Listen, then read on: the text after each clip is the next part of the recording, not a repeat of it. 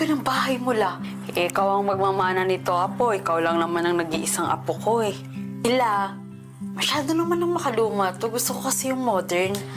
Benta ko na lang siguro to. Yan ang wag na wag mong gagawin, Apo. Dito na buo ang pagkabata ng mama mo. Masasaktan yun kapag ibenta mo to. O siya, malalim na ang gabi. Nung pagod ka, bukas na tayo magkwentuhan, ha? Doon ka sa dati kong kwarto, dito ako sa kabila. Sige na. Good night po. Ang creepy-creepy dito, ma. Nandito ako sa kwarto ni Lola. Sigurado ka bang mabibenta natin to? Nak, oo naman. Basta yung usapan natin, ha? Kailangan mapapayag mo yung lola mo na ibenta yung bahay na yan. Oo na. Sige na po. Good night na. Sige na. Good night.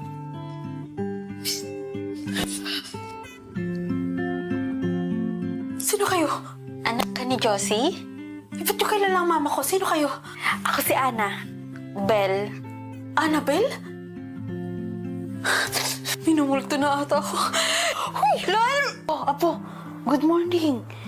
Oh, ba't ka sa sahig natulog? Hindi ka ba komportable sa dati kong kama?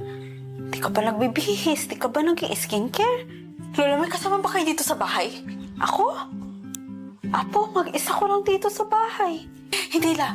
May kasama ko dito sa bahay, dalawang babae. At dito sila kagabi. Guni-guni mo lang yan. Oh, halika na, mag-ayos ka na. At mas mga pinaghihintay ang pagkain.